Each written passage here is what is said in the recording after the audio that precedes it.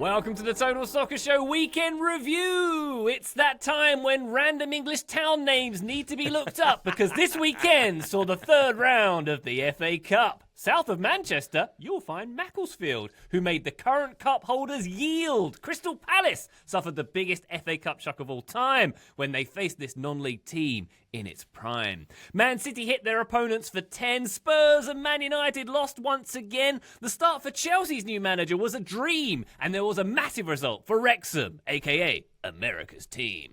Elsewhere, we had a Clasico that was goal-packed and gritty, and it took place at the home of Spanish soccer, King Abdullah Sports City. And in Serie A, Napoli and Inter were at the fore. Would it shock you to learn that two top Italian teams played to a draw? My name's Ryan Bailey. Joining me today, hello, the Taylor Rockwell. Hello, the Ryan Bailey. I'm excited to talk about that Napoli-Inter game. But first, I'm excited to ask you all questions about English geography and familiarity therewith. But I can wait until you finish your introductions to do so. A tease. Oh, lovely. A geography tease. The sexiest of all teases. Lovely. This ain't your first rodeo, Mr. Rockwell. Graham Ruthven, hello, how are you? I'm good, Ryan Bailey. Are we also going to bring in Ruben Amrin on that quiz of geography, English geography? Because I think he's doing a tour of Greater Manchester right now, so he might actually be in Macclesfield or Stockport or one of these other places that are interchangeable around Manchester. Is he just anywhere besides Old Trafford right now? What's he doing, like Mr. Burns style money fights, walking around the place? What's he doing? I mean, it's like, do you remember there was a time when you'd just get clips of Bigfoot, like in the mountains? Like, there's a video clip of Amram surfaces like every couple of days. Nobody seems to have told him that with his big £10 million payout, he can actually leave England. He can go home to Portugal now. He's free. Graham, I would really like to yes and you, and I understand the point you're making. How often were you getting clips of Bigfoot sent through to your feed? Do you remember the time when you were getting Bigfoot clips all the time, Taylor? Do you remember that? See, what you need to remember is we're at least like 30 years behind the cultural curve in Scotland, so that just ended last year. I was so into Bigfoot for a period of time, and then I watched the guy who's most likely to have faked that video walking, and it was like, oh, you're doing the Bigfoot walk. You were definitely him in an ape suit. Alas.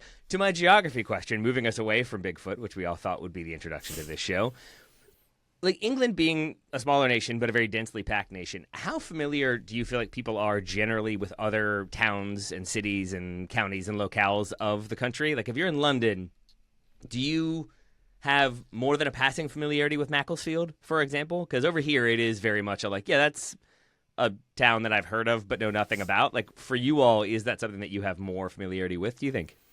Graham's laughing because he knows my answer. Yeah, people in London do not care about anything north of Watford. All right. I feel like generally speaking, I am able to identify like a rough area where Macclesfield, before we started recording, we were talking about it. I kind of knew it was like Greater Manchester area-ish, and it is, so I was right about that. But yeah, I didn't have a specific idea. I might have stopped at like a service station, Macclesfield, at one time. But Weston-super-Mare as well, like I couldn't pinpoint it directly or specifically on a map, but I know it's like by the seaside and stuff. I can't believe I'm going to keep the geography chat going, but I am. Graham, like, what is the boundary of? Because there seem to be 48 cities in Greater Manchester, yeah, which is itself a city. What makes it so great? Like, what is the one? Like, if I said like Middlesbrough, that is not Greater Manchester, correct? Correct. That's northeast. Okay. What is like the closest to Manchester you can get without actually being in Greater Manchester? For Liverpool. That's a good answer. Yeah, that is the answer. Watford. Liverpool. No one in Liverpool is saying they live in Greater Manchester. All right. Okay, cool. Thank you.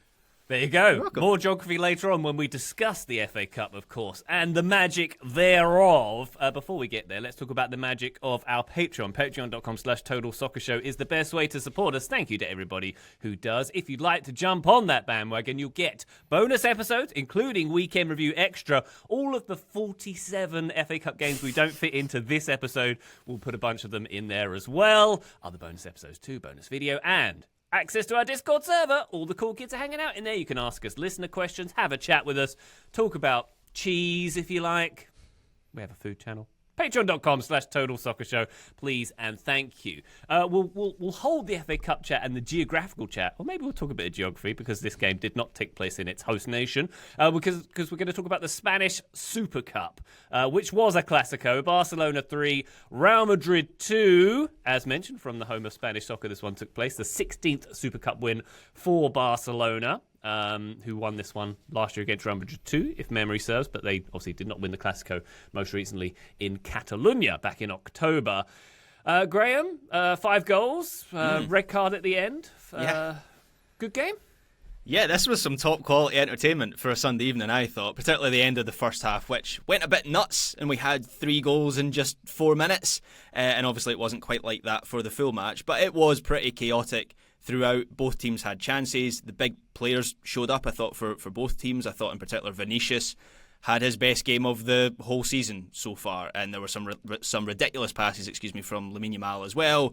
A goal for Rafinha, one for Bobby Lewandowski. So yeah, I thought this game ticked a lot of boxes, including the angsty box at the end of the game with the two teams clashing. And I don't know if you've seen the video of Brahim Diaz. Not Brahim Diaz. He's at AFCON. It was Arda Güler who kicks a bottle off the pitch and completely decks it. Like, imagine the most unceremonious, embarrassing slip of your life. That's what Arda Güler did as he tried to kick a bottle off the pitch. So, go on, Taylor. Just that there's nothing worse than when you're already frustrated or annoyed and then you do something like that and like injure yourself or hurt yourself and then you can only be mad at yourself or an inanimate object, and you're really forced to come to grips with maybe your anger issues if you're Arda Güler.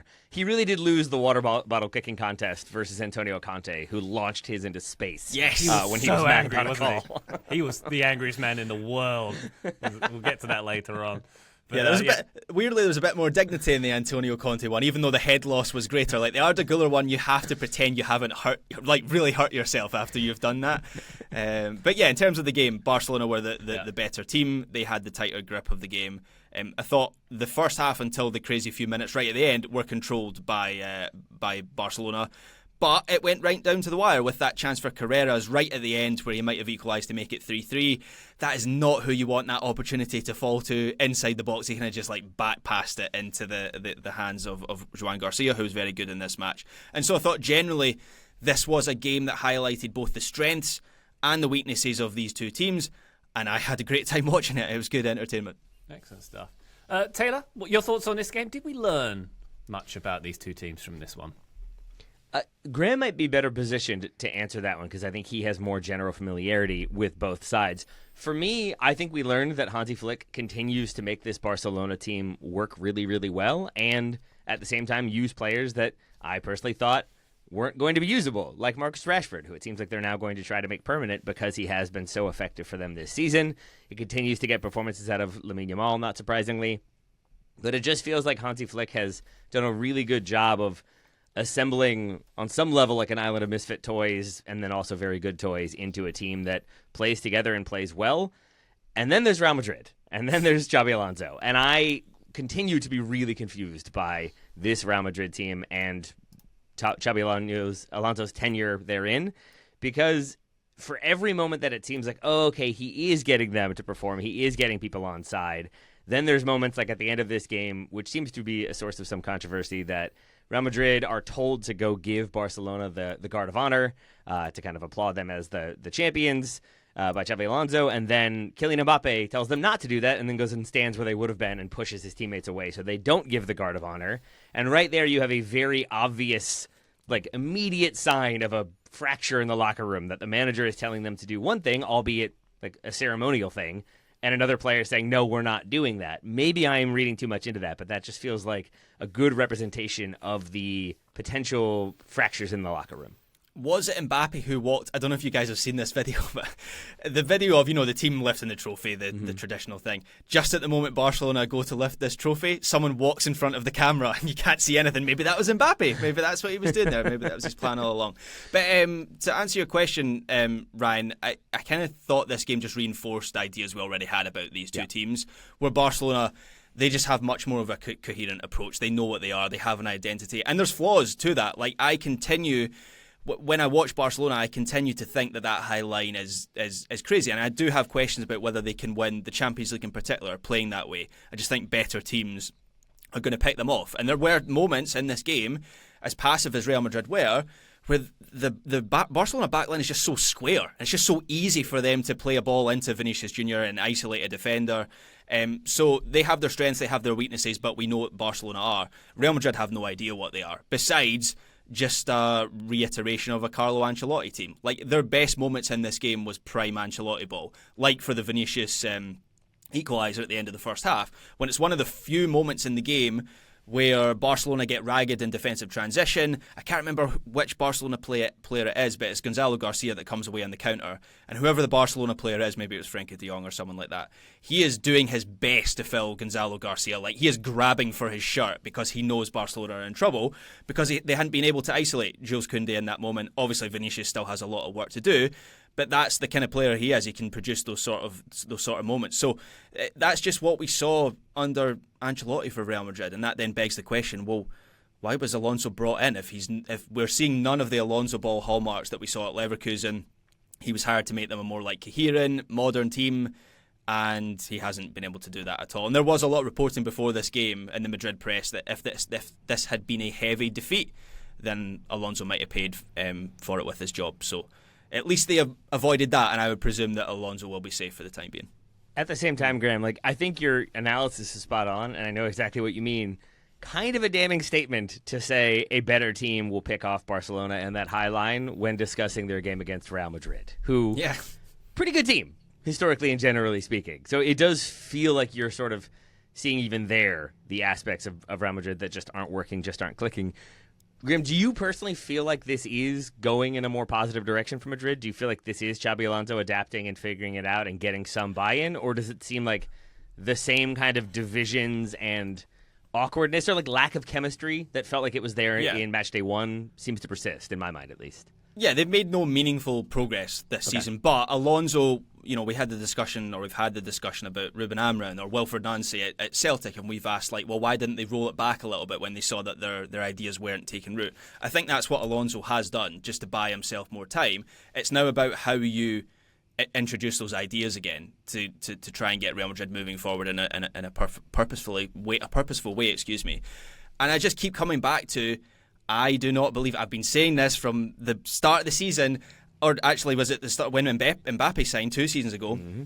I do not believe that Vinicius Jr. and Mbappe can play in the sort of team that Xabi Alonso wants them to play in. And so when I say Vinicius Jr. had the best game of the season so far, guess who was on the bench for the start of this game? Mbappe. We've previously seen Mbappe perform at a higher level when Vinicius isn't in the team. And Mbappe comes off the bench in this game. Kind of struggled to make an impact in that period when he comes on. But when Gonzalo Garcia is, he kind of shades right in his starting position. Obviously, Vinicius takes like the whole left side of the pitch. And in those moments, that's when Real Madrid are most dangerous. You add another player similar to Vinicius to that mix and you just destabilise everything. So I think it's a difficult situation, and Alonso is just trying to get to the end of the season and maybe to a transfer window where Vinicius Jr. This sounds insane. Like, Vinicius Jr. on his day is one of the best players in the world. I kind of feel like him leaving might help Real Madrid in the same way that it helped PSG to get rid of Neymar and Mbappe and Messi. So that's the situation Real Madrid are in right now. It's a bit confusing. Gonzalo Garcia, does that cloud the situation as well? Because he seems to be having quite a time getting on the score sheet here as well, Graham. I don't know if it clouds the situation. It almost makes it a little bit clearer. Where when, not to completely contradict you there, but what I mean is, like, you put him into the team and you think, okay, that's a kind of like a sort of penalty box presence that Real Madrid lack. You can put Mbappe or Vinicius around him and you can see the structure of those two players and how that would work. You get Bellingham in behind them. You can pack out the midfield a little bit more. But again, you put in another attacker and Garcia has to come out and it just becomes all much more fluid and much easier to play through Real Madrid. So Real Madrid should absolutely, there's a bit of transfer speculation around Gonzalo Garcia. They should absolutely hold on to him because I feel like he might be part of the solution when the time comes. I just don't know when that time is going to come. Mm. General question about this game. Do we care about Super Cups? Obviously this is meaningful for both teams participating here. It is a Clasico after all, but how impactful actually is this game in general? So there's a cultural thing here, right? Because we, as sort of like Premier League centric, English centric, we think of it as similar to the Community Shield. And in Spain and Italy as well, they have a Super Cup as well. They think of it much closer to, because of course they don't have a League Cup in Spain or Italy, so they think of it as more like a legitimate trophy. That's always been my read of it. It's not quite at the level of the Copa del Rey, the Spanish Super Cup, just as the Italian Super Cup isn't quite at the level of the Coppa Italia.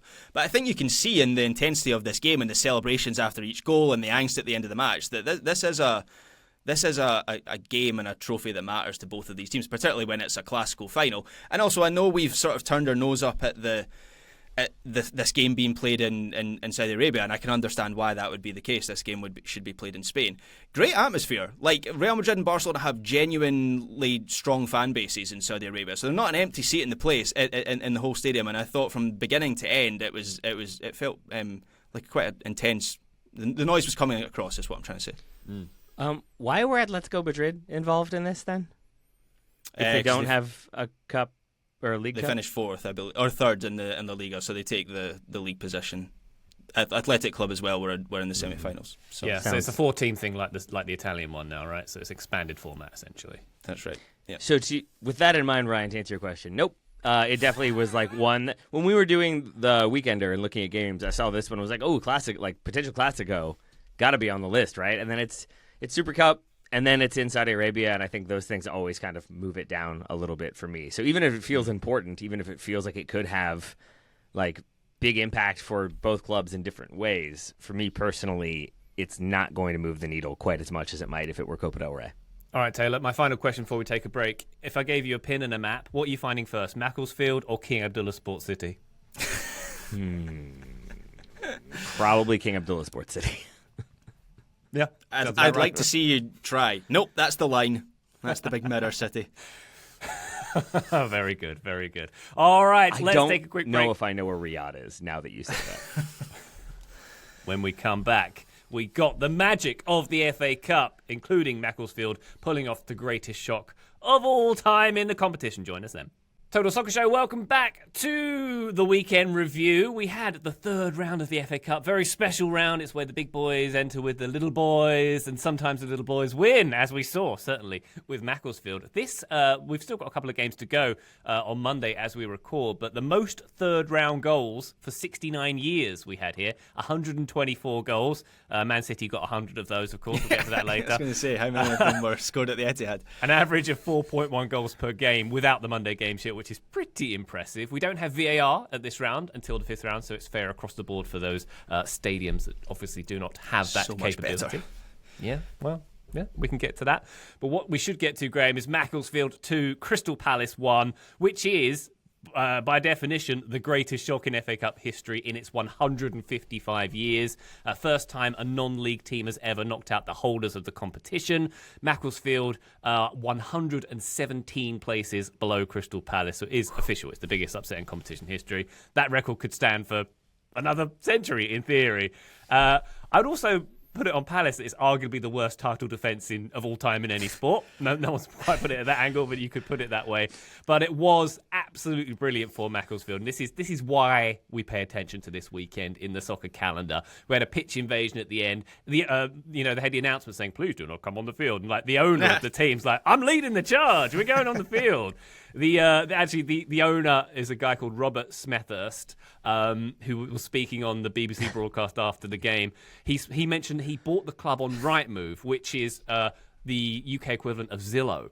So he bought the club on Zillow. He says, "I bought the club from Rightmove after 4 days of drinking. I can't remember buying it. And look where we are now. It's incredible. I think the Ibiza trip with the boys is already coming."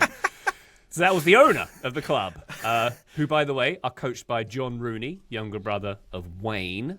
There's so much narrative around Macclesfield. The club went bust in 2020. This is a Phoenix club, much like my club close to my heart, AFC Wimbledon. They went bust in 2020 after 146 years in business. They started again. They're now in the 6th tier. And they had a big emotional moment. They had a striker, Ethan McLeod, who died in a car crash driving home from a game in December. And that's it. They had his parents in the locker room after the game. It was very emotional for them. We've seen how that kind of thing can affect a big team. We've seen that of Liverpool, of course, over the last year as well. And they've bounced back and they dedicated the game to him. So that's amazing. So, Graham, let's give it up to Macclesfield, wherever in the world that is. Yeah, incredible. This was like something out of the FA Cup upset random generator machine where you just had absolutely everything. The only thing was missing was... remember a few years ago there was a substitute goalkeeper eating a pie on the bench during a game? That's the only thing that was missing from this game. And Bigfoot footage. There wasn't enough of that. Do you remember that? Yeah, that would have been the full bingo card, but even had a plastic pitch as well. Like, it was just everything. What you need, Graham, actually, the thing I didn't see, I hope that was there, is someone's cut out a cardboard silhouette of the cup and wrapped it in foil. I'm sure someone had it. I'm sure someone have it. They'll have it for the next round. They're going to go on and win it. Of course, that's how this story ends. But yeah, it is easy to be cynical about the fabled magic of the cup. But this is what it's all about. And I enjoyed Wayne Rooney, who was at the game, sitting in the stands, getting quite emotional at the end of the match, talking about the achievement of his brother, who's obviously always sort of been in his shadow, was previously a player as well. So I enjoyed that as well. If you had to guess, you didn't know their ages, how many years apart would you say John and Wayne Rooney are, by the way? Like 6. Who's old? I've always thought John's younger, right? John's younger. 6 years. They're 5 years apart. I thought it could have been 25. But anyway. Yeah. Both legends in Major League Soccer, though. That's right. Yep. Mm-hmm. So they both got that going for them. Legacy. This was pretty wonderful for a person who was cynical in the Weekender about the FA Cup and the magic thereof. For Macclesfield to get this win against Crystal Palace, the reigning champions. Like, what was the timeline on that one? The reigning champion hasn't lost at this stage in like 6,000 years or something like that. Like it's a pretty remarkable thing. It is a pretty wonderful thing. It does make you just a little bit more excited about the FA Cup, I have to say. I love that Mitre had created a special limited edition ball for Crystal Palace as the defending team, like a golden ball. Yeah, that got used for one game back in the cupboard. They didn't make too many. No. It was incredible. Like even stuff like Paul Dawson, who scored I think the first goal. He gets like a head knock, and he's getting his head bandaged a la Terry Butcher. And watching this game live, they're setting up for a free kick. You're like, well, he's going to score from the free kick now. Of course, that's how this narrative goes. And lo and behold, free kick in, header, goal. Paul Dawson with a bandage. Yeah, it was brilliant. And that first goal was very non-league, where it took about 10 minutes for the ball to roll over the line as well. I did enjoy that very much indeed. Congratulations to Macclesfield for that one. Commiserations to Tottenham, who got a home loss to Aston Villa in this competition. Villa with a 2-1 win here. They were 2-0 down at half-time, were Thomas Frank's side. What do we make of this one, Graham? Obviously, Villa were very superior, I would say. Well, Tottenham came back a bit in the second half, to be fair. But Thomas Frank will be under pressure here. Yeah, I mean, in terms of the performance itself, and that's what I'm about to say here is pretty damning. Spurs have played worse than this recently. Like, this is not, a disgrace to lose 2-1 at home to this Villa team. Although at half-time, the way that Villa were finding it so comfortable, it was a bit disgraceful for Spurs, and I was fearful for them at that point because I just thought there was a good chance that they would capitulate from there. But as you say, Ryan, there was a reaction. They made the second half competitive. Villa were the better team on the whole, but yeah, this in isolation wasn't horrendous by Spurs. It wasn't good either. The big issue is that this is another door that has closed for Spurs this season. They're not going to make a cup run. They're out of the Carabao Cup. It's going to take a lot for them to go on a run in the Champions League. So the things that kept Big Ange in a job last season are slowly ebbing away for Thomas Frank, and it's becoming increasingly difficult to figure out how he turns this around. Xabi Alonso to Spurs, Graham? Swap sure. Why not? Yeah, right. Real Madrid will be delighted about that. The way Keith Andrews, maybe that's the guy they should go for. Real Madrid. Remember, if lovely hair. If Brentford lose him, another 3 come in his place. That's how it works there. Now, in the Weekender, I did say that I fancied Charlton to cause an upset over Chelsea, and lo and behold, Charlton 1, Chelsea 5. Liam Rosenior with his beginning his reign at Chelsea with that dominant display here. I like the opening goal. Jorrel Hatto's left-footed volley was an absolute banger. But anything to learn here, Graham? Not really, to be honest. Like I don't know. This is the flip side of the FA Cup, right? Where very quickly it becomes apparent whether there is something interesting with one of these David versus Goliath matches, or whether it's just a complete damp squib and they're going to steamroll an opponent, and that's what Chelsea did in this game. Interesting, I guess, that it was a back 4 instead of a proper back 3 from Chelsea. A lot of speculation that Rosenior would use the back 3, which is what he used at Strasbourg. It was a 3 in build-up a lot of the time as Hatto pushed higher up. But by and large, it was a pretty conventional 4-2-3-1. There were a lot of short passes in the midfield, which is similar to Maresca, similar shape to Maresca as well. So I think we're going to see incremental change for Chelsea from this point on. But this wasn't really a match to judge Liam Rosenier's impact on, I don't think. Graham, one question. I did not watch this game. Philip Jorgensen in goal for Chelsea. How involved was he in possession? From memory, very, very involved. Like I seem to remember him starting moves out from the back, because I know Liam Rosenior is someone who subscribes to their goalkeeper being the first point of build up. Right, there's a coach's voice video I think out there of how he believes that. So yeah, kind of.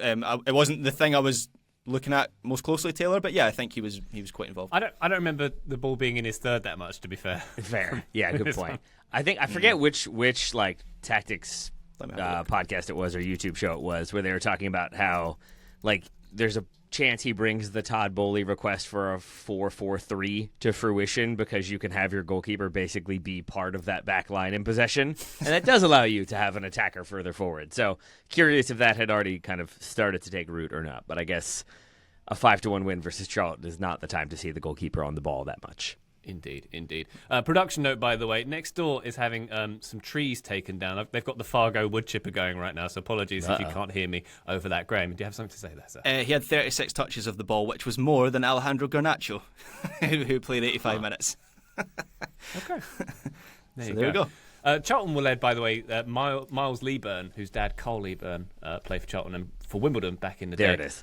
I think he was one of the worst Premier League players of all time, with all due respect. Miles Leaburn's good, though. There we go. Manchester City. Man, the FA Cup really brings it out of you guys. What was the one? Like, was it Terry Butcher having his head wrapped? Now we've got the esoteric Wimbledon reference. It really does bring out the proper football man in both of Heritage. Yeah, Joe's not here. We're fully unleashed. It's really clear. We're not being reined in. Manchester City 10, Exeter 1. Speaking of not getting reined in. There we go. Indeed. Manchester City had 10 shots on target and 10 goals against third-tier Exeter here. They are 14th in League One, are Exeter. Taylor, would you like to guess where in the country Exeter is? It's in it. That's a tricky one. For sure. Definitely in it. It's in the country, correct. It's on the landmass that is England. Which of the four countries is it in? England. Okay, so it's in England. South of Nottingham, but north of London would be my guess. But that's It's in the southwest, Graham. Exeter. Okay, I was going to say Exeter is one of those places that, like, speaking as an ugly American, it sounds fancy.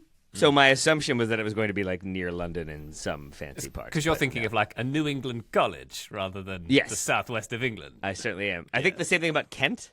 Kent always sounds very posh and formal, but is not, correct? I was born in Kent. It's not posh. Never mind then. With your legion of butlers, you're not posh? Okay. Be honest. Did you drive a Rolls Royce to school, Ryan? No, the chauffeur drove it. Manchester City 10, Exeter 1. Rodri with a rocket in this one. Rangers had a nice curl finish in it too. Antoine Semenyo's debut here. He got a goal on it as well. This is a pretty strong Man City team, to be fair. They had Rodri, Haaland, Cherki, Semenyo, which is quite a lot to come up against Exeter, who celebrated their goal when they were 9-0 down, like they were winning. Which to is be wonderful. fair, I mean, come on. Some goal. Yes, the pick of the bunch. It was Birch, right? It was the extra George Birch. Yeah, looking at the notes here. Yeah, he'll never hit a ball better in his life. It's proper top bins, and I saw some of the City fans behind the goal even applauding it, which is easier to do when you're 9-1 up in the game. But yeah, there are dominant wins, and then there's this, and Erling Haaland didn't even play in this game, so that would have been quite something to see. Indeed.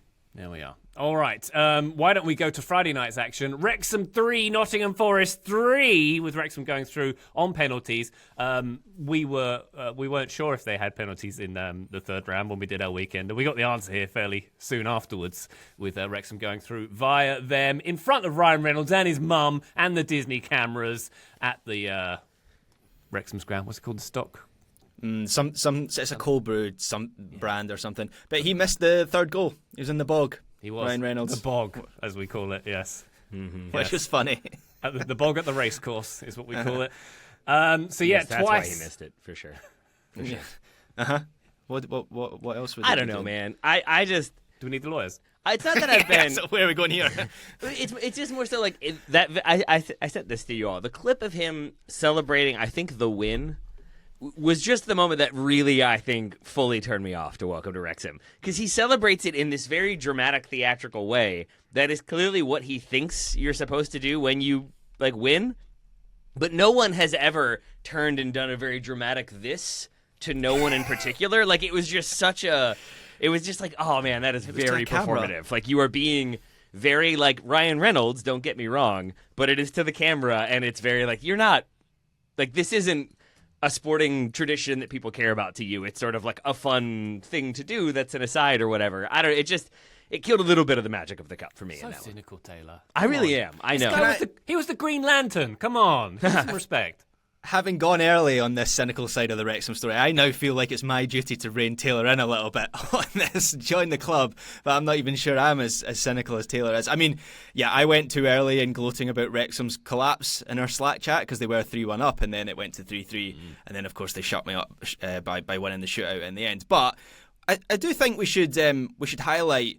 Yeah, of course, Wrexham have come up through the leagues spending a lot of money, and that's largely why I'm cynical about their whole story. But it's worth highlighting how there's a huge gap still between where Wrexham are, which is towards the top end of the Champo. I believe they're close to the playoff places or in the playoff places, and the Premier League. And that's why they're now bringing on board VC money, because they're going to need more than just Deadpool money to make the next step. But Wrexham's total squad value, according to Transfermarkt, is €56 million. Nottingham Forest's is €600 million. So... And I'm sure probably half the age as well, I'm guessing. Yeah, exactly. Like it's James McLean who's playing for Wrexham, like these kind of washed up journeyman players. Who's the other one I recognise? Josh Windass as well has been around a million different clubs in the lower league. So I bet Wrexham will bridge that gap soon enough and they'll have a Nottingham Forest level squad. But right now, this was still an incredible effort to win this game and still very much counts as an upset. So cynical as I am about them, still enjoyed a lot about this spectacle. And I will push back and be even more cynical because, Here we go. like, I hear what you're saying, Graham, and they're like, Championship Premier How League, is this flipped? just financial differences for sure, but like, they're in the playoff spots. Wrexham in the Championship. Nottingham Forest are 17th. They are one spot above the relegation zone. Now they are not likely to get relegated because West Ham, Burnley, and Wolves are those three clubs.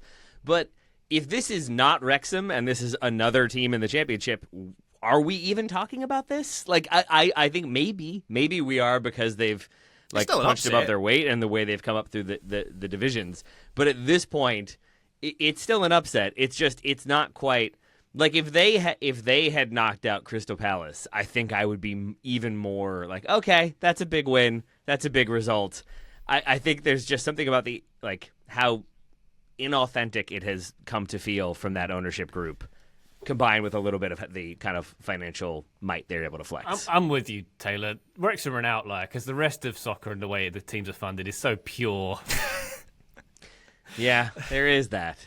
Well, okay, but like we know that. We know that about those teams. We know that about Roman Abramovich and the Glazers and whomever else. Like with Wrexham, I feel like they are trying to skirt that by being like, no, we have owners who love and care and are here like for authentic reasons. And I kind of think that was the case with Rob McElhenney in the beginning. By the way, I think they're probably still sponsoring.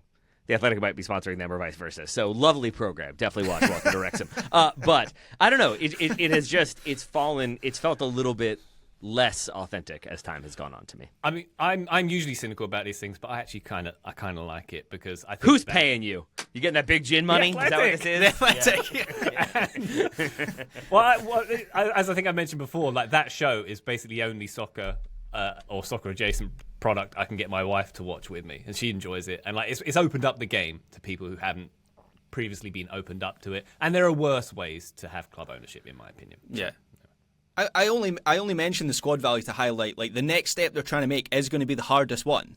Like you're right, Taylor. Nottingham Forest are 7. That kind of plays into the point I thought I was trying to make. Like they're 17th, they're one of the worst teams in the Premier League, and their squad value is over 10 times what Wrexham's is. Wrexham, who by the way are the biggest spenders in the EFL over the last 3 to 4 years. Like this is where the gulf is biggest, and so that's why I can appreciate it to a certain extent, while also retaining my cynicism that this was a cup set.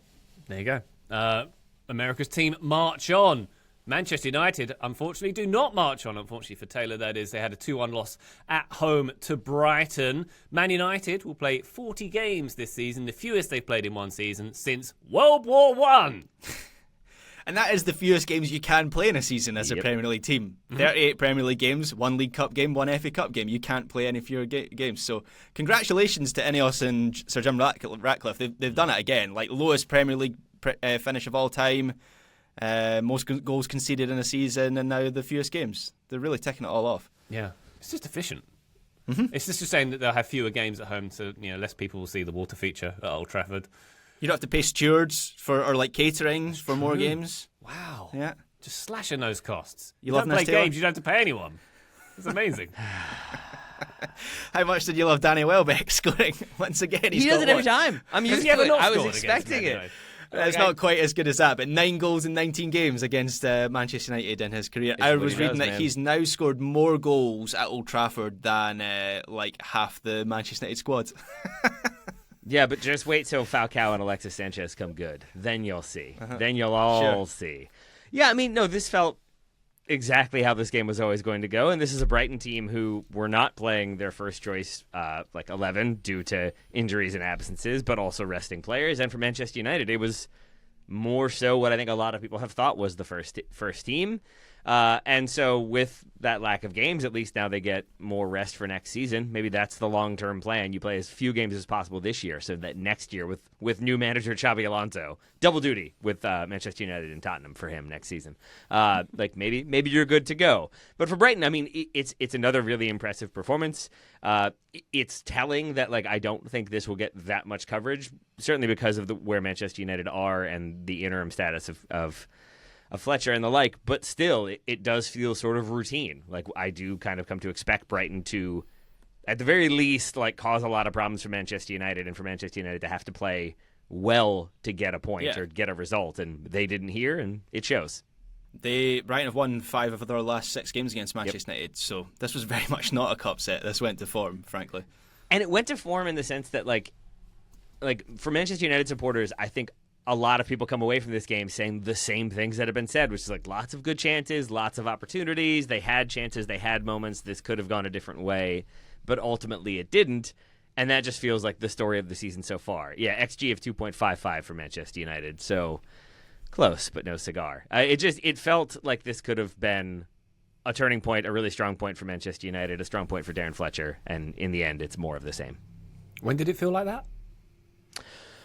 Well, I think for me, if you're buying into the idea that Amorim, I know that's a joke, but I will answer seriously. If you're buying into the idea that Amorim had become just really untenable, that it was a really toxic situation, we've seen it before with this club, where the toxic manager, or quote unquote toxic manager, is let go. There is a bounce, there is a response. Players are brought back in, and we've seen that with Mainu and Maguire, that they come back in right away. And I thought maybe we would see kind of an uptick in form. That we don't, I guess, isn't that surprising, but is also a bit of a bummer if you were hoping that things might improve as a Manchester United fan. Oh, dear. All right. Well, plenty more FA Cup games to get into on Weekend Review Extra, patreon.com/Total Soccer Show. But we're going to park it there here. We're going to take a quick break. When we come back, we've got the big game at the top of Serie A, the return of the Bundesliga, AFCON, much more. Join us then. Total Soccer Show, welcome back to the Weekend Review. Hey, let's go to Italy, shall we, where we had a top-of-the-table clash between Inter and Napoli. It finished 2 apiece. Scotto McTominay with a brace, twice bringing Napoli back from behind at San Siro against the league leaders here. Graham, if you'd like to give Scott McTominay his flowers for a few minutes, please do so. But I think he epitomised Napoli and their never give up attitude in this game. And we've already touched on it. Antonio Conte showing passion and hatred for water bottles in this one. Yeah, and for balls, right? There was a ball sort of on. You know how they put balls on cones around the pitch for the ball boys or I guess players to get throw-ins. He booted. It was like on a golf tee, so it went right up into the second tier of the San Siro. It was excellent, great connection. As McTominay got on his 2 goals as well. I actually didn't think, and this kind of highlights the level he's at, I guess. I didn't think it was his best game. It was actually a reversal of his recent performances. I was speaking with a friend about this recently. The goals had sort of dried up in his last sort of 10 games or so. But watching Napoli, and I tend to make a point of watching Napoli for obvious reasons, but his performances were good. He was really influential on the ball. He was carrying it forward, despite the fact he maybe wasn't posing much of a goal threat. And here I thought it was the other way around. Napoli weren't really set up to create on the ball in the opposition half. But McTominay is just so good at picking up goal-scoring areas inside the box, and obviously he gets a couple in this game. The second one is kind of like a scrappy leg-out finish, just right time, right place. But the first one is exceptional movement to make the little jink to the near post for the cross. They obviously know his movement. I can't remember who actually plays the cross in from the left side. I think it's It's either Elmas playing in Spinazzola or Spinazzola playing in Elmas. It's one or the other. Yeah, it's on the left side. That would obviously make sense for Spinazzola. But yeah, I'm blanking on that. But anyway, whoever it was recognises the movement that he's going to make, and obviously that near post finish is something that we've seen numerous times for Scott McTominay. So even when he doesn't play that well, he still manages to make an impact on these big games. Yeah, it's Spinazzola in the wide area, plays it into Elmas, who then bangs in the low post cross for McTominay. Graham, I agree with you entirely. I did not think this was his strongest performance, McTominay. I did not think it was a very strong performance from Napoli right up until they scored. And even then, it still wasn't, because this was Inter fully coming out, fully pressing, fully being really aggressive, committing numbers, whatever Napoli would try to build. They had 5 players committed into like Napoli's third, basically, trying to really limit the effectiveness of anything Napoli were doing, and it worked really well. The first goal for Inter comes from a pass from, I think it's Lobotka to McTominay. Yeah. McTominay's just marked, kind of out-muscled, kind of outworked, very, very Scottish of him. And then, got to get the shots in where I can, and then it's really not his fault, but he does kind of cough the ball up, and then Inter go the other way and rapid fire score a great goal courtesy of DeMarco. And it felt for all the world like this is going to be Inter like 3-0. It felt like Napoli kind of expected this game to be a dull 0-0 affair that we've seen at the top of the table in Serie A many, many times. And instead, Inter really came after them, went for it, and then it's a credit to Napoli that they just kind of take their chances, take their opportunities, don't really get rattled, and McTominay gets his brace along the way. I thought, given the injuries and absences for Napoli, this was a really strong performance and really strong result, especially on the road. And Taylor, you were worried in the weekend where you previewed this game that it might not live up to the occasion, but it did. You're correct to add the question mark at the end of that one, because I definitely, for the first 30 minutes, like all of my notes, even the first half, all of my notes are just like, this game's so much better than I thought it was going to be. And then I definitely had moments in the second half where I was like checking football scores and maybe found myself a little bit distracted.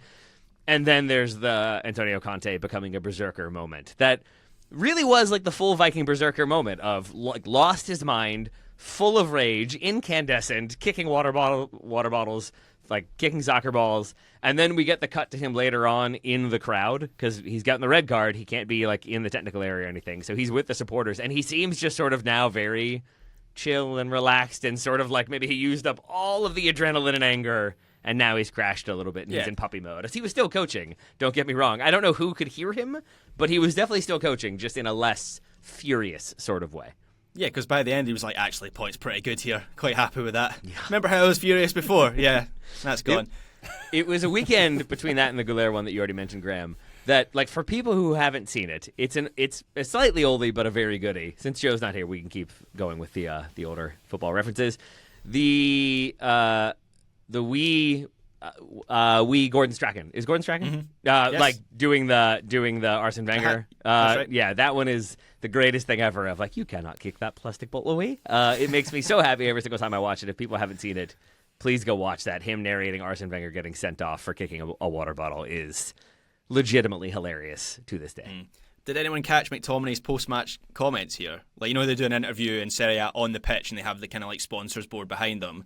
And McTominay was asked, like, you know, what do you think of the result? And he properly stuck the boot into Inter and he said, like, they should have been able to... This is where you're like, oh, Antonio Conte's influence just oozing out of him. He was like, they should have been able to win this game. We were missing... Who are the players that were missing? Anguissa, Lukaku, De Bruyne, Neres, Gilmore. And he was like, that's like if Inter were missing Lautaro Martinez, Barella, Mkhitaryan, and it's like, we came here and we still managed to get a point. Oh, man, he's loving it. He just loves Napoli and all things Italian football. He's not wrong, though. Like, they were overmatched in the middle of that pitch, and I think the idea was that Elmas was meant to be oftentimes like a third central midfielder who would maybe arrive slightly late to be an unmarked option. But he routinely arrived too wide and too late, and so it was constantly a 3v2 in the middle, and it's the reason why Napoli weren't able to build through. It's where that first goal comes from for Inter, and they don't really adjust it until later into the second half. Antonio Conte doesn't. And so, to McTominay's point, like, they should have been overrun. They were overrun. I think this could have been a much more emphatic result for Inter than it ended up being. Indeed. Things have tightened up at the top of Serie A. Inter still remain top on 43 points. Napoli, 39 points, 4 points behind. In between those two, Milan, who also dropped points. All top three teams drew this weekend. They had a 1-1 draw at Fiorentina. Terrible Soccer's Fiorentina, that is. Milan dropping 2 points for the second draw in 4 days. Christian Pulisic, who started what seemed to be a front two with Nicholas Füllkrug, which was interesting. Watched some of the highlights here. He had quite a lot of chances. Could have maybe scored a hat-trick for Pulisic if I think the ball had dropped the right way for him on a different day on this one, but it finished 1-1 between Fiorentina and Milan. There we go.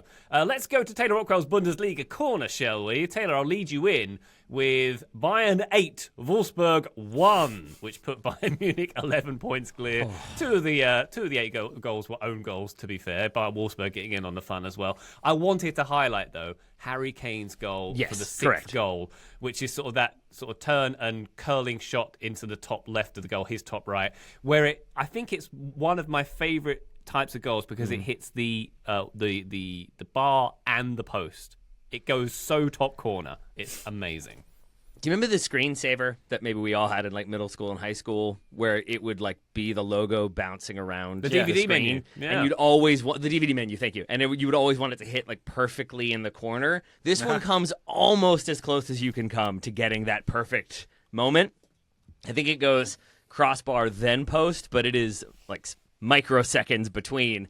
But it's also the fact that like Michael Elise had scored a banger earlier in this game. There were plenty of very good goals in this one, and it just felt for all the world like Harry Kane sort of thought like, oh, we're scoring bangers? Oh, okay, no problem. Let me go ahead and take mine now, and that he did. Because Elise has 2 great goals in this one, but that Harry Kane one reigns supreme, as do Bayern, who really did just take Wolfsburg apart and sort of scattered the pieces and left them to pick themselves back up. But it was a fun Bundesliga weekend. On Friday night, Frankfurt hosted Dortmund in what might already be one of the games of the season. In pouring rain, the two sides went blow for blow, chance for chance, goal for goal, finished 3-3, with a few fortunate finishes and some scuffs along the way. But a special moment for 22-year-old Yunus Ebnu Talib, a lifelong Eintracht fan, signed from 2nd Division Elversberg just 2 weeks ago, and scoring on his debut. Script Raiders take a bow. In Berlin, in actual flurries, Mainz went up 2-0 late into the second half, and then completely Mainz did. Union Berlin came storming back, got 2 goals, an equalizer coming in the 86th minute. A header off the underside of the bar, always lovely as well. Absolute chaos on a pitch that looked like it had been air-rated moments before the games and then also air-rated moments before the game. It was bombed out and depleted. It was not a good look, but still a good game. Heidenheim and Cologne gave us a snowy classic. Heidenheim took the lead. Have you all seen this goal? I sent it in the Slack. I need you all to watch it if not, because we need to discuss. You say he meant it, Ryan? Mm-hmm. Yeah. Okay. I didn't watch it because it was geo-locked, so talk about it and I'll look it up right now. It's like... It's not quite a scorpion, Ryan. How would you categorize this goal?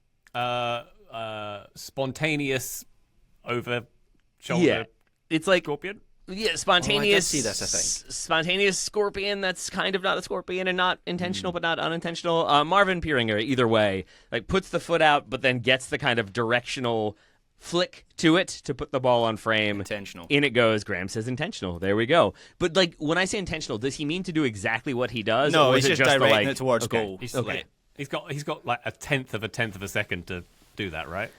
Yeah. So maybe he planned it all out. Erling That's Haaland can do 100th of that. a second, by the way, for the math fans out there. Thank you. That makes more sense than milliseconds, which I dropped earlier.